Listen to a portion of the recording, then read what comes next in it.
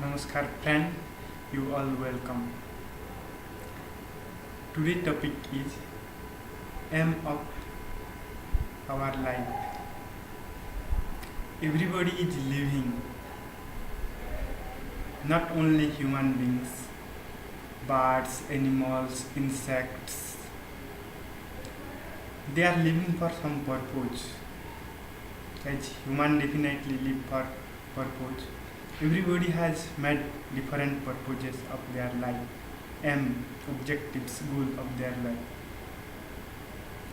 By seeing on superficial level, we think that so many goals for so many peoples. Somebody wants to be a doctor, somebody wants to be a engineer, somebody want to be a professor, collector, commissioner, governor, and so many professions. Somebody want to be a hero, actress, and so many professions. So there are differences in profession. But if we go on asking the question to a student, what is your goal?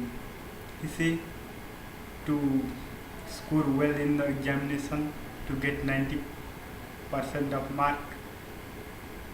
Then you again ask, what will you do by getting this mark and grade? Then he say, it will help me to get a good job. Okay, what do you get by a good job? I get huge amount of salary. Okay, what you do? Huge amount of salary. I can purchase everything what I need and my objects of desire.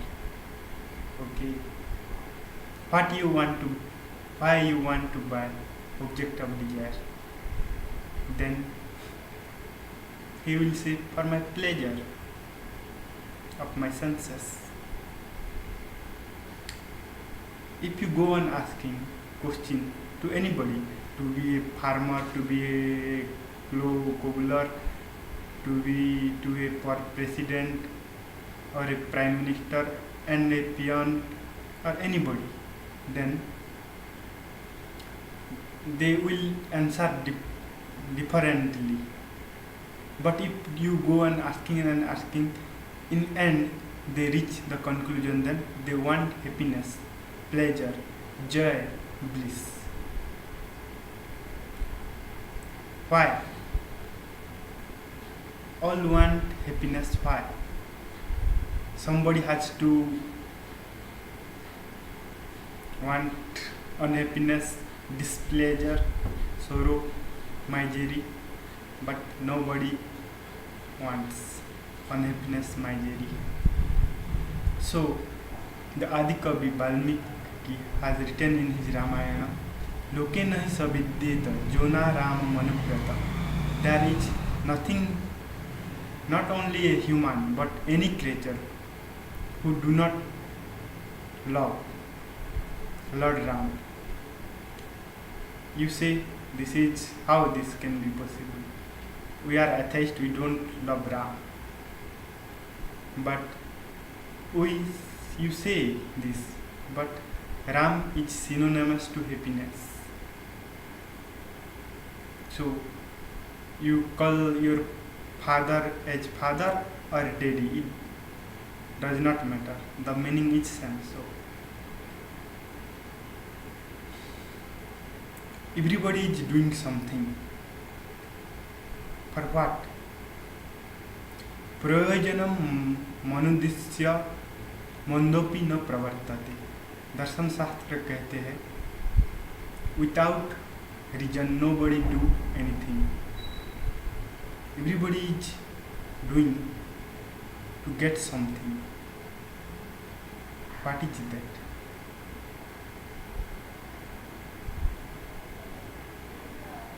By different means, by different methods, by different works, but wanting only one thing, that is bliss. Why? If you go on asking scientists, professor, researcher, and religious people, they all tell different reason. But if you go on asking seers, rishi of Upanishad, then they say आनंद ब्रह्मेति व्याजानात् आनंदात् दैव कल्लिमानि भूतानि ज्ञान्ते आनंदेन जातानि जीवन्ते आनंदम प्रजंतम विषम विशन्ति. That means we are, this is Taittiriya Upanishad, 6th mantra of 3rd chapter. They say that we are emanated from ocean of bliss. We are living in the ocean of bliss, and finally we merge into the ocean of bliss. So, we means we are not alone. We have bodies consisting of billion cells. We have 5 knowledge senses, 5 working senses. We have mind, intellect, the chitta and the ego.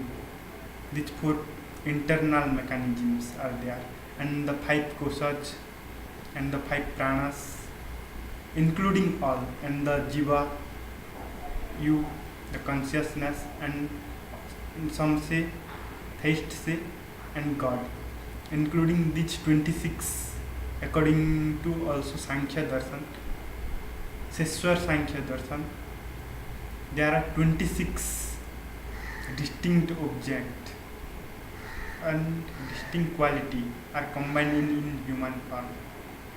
So we, the jiva, the consciousness, the spirit, the soul, is part of super consciousness or supreme power that we call God, Ram, Syam, Allah, Khuda, Father, anything you can call, name it.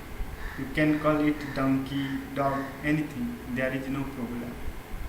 It is your problem of your own mind, not of any other. So, then what we conclude?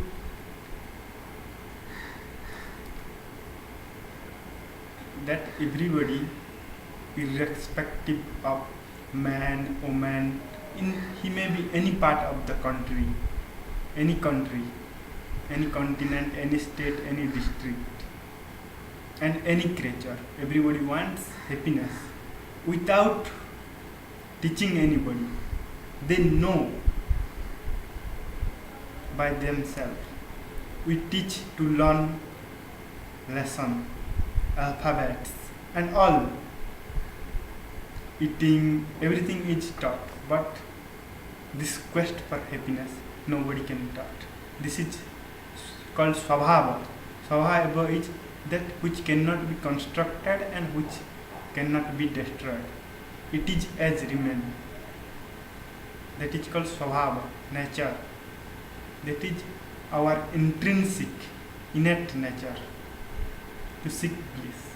So we cannot be satiated until we get that bliss. And what is bliss? Everybody says this is, I am very blissful, but this is not so. In happiness of the world, there are some demerits. First demerit is, it is limited in quantity. If you eat a rasgulla, then it gives you pleasure, some quantity. If you go on eating 2, 3, 4, 5, then it will give you displeasure, unhappiness. And it is going lesser and lesser. It is not increasing. So happiness is that. The Chandogya Upanishad describes happiness is that which is infinite in extent and which is get forever. Jovai bhuma tat sukham ना अल्पे सुखम अस्ति भूमात्वेव विजिज्ञासितव्यम्.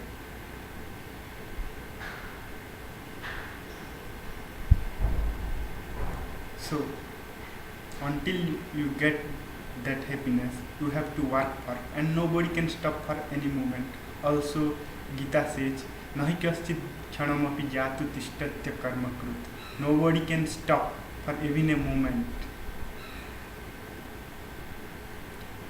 Fifth verse of third chapter, and it is also mentioned in Bhagavad also. Our mind has to work, and for what? What is our purpose? What we want? That happiness. Until you get that real happiness, you have to work for it. So it is better to. There are two worlds. One is objective world, one is subjective world. You have to search where it is. We are searching from birth up to now in the subjective world. In subjective world, you get the pleasure of the senses, but not pleasure of yourself. It is also necessary to maintain a good health, but it is not all.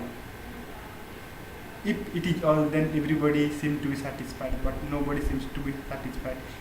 If you go on looking, then rich men are more miserable. Their mental stress, depression, frustration, boredom is beyond imagination. They are suffering so badly. So you have, if all, there are five object of five knowledge senses. According to that, there are five senses. According to that, there are five sense object. For eye to see different beautiful places, flowers, faces, and everything. The ear to hear different musics and different conversation. The nose to smell so beautiful, so fragrant smell.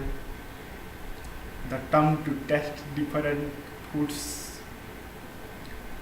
The hands and the whole skin to touch soft things, and there are infinite things for these senses, the whole world. But if you give sufficient, then it will be not satiated. The more you give, the more you want. So what to do? If this external world or some objective world you cannot get your goal, then you have turned to your subjective world, inner world. So for inner world, there are so many paths. The path of devotion, bhakti yoga, the path of selfless action, niskam karma yoga, the path of meditation, raja yoga or dhyana yoga.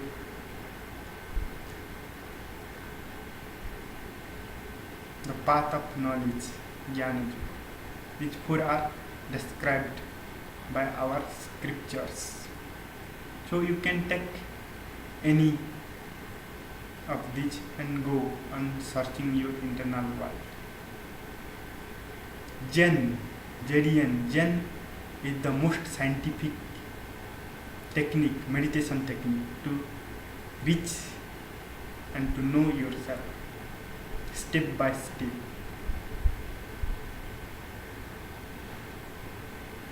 You can do all one by one or practice. This is all necessary for fulfillment of life. Okay? Thank you. Namaskar.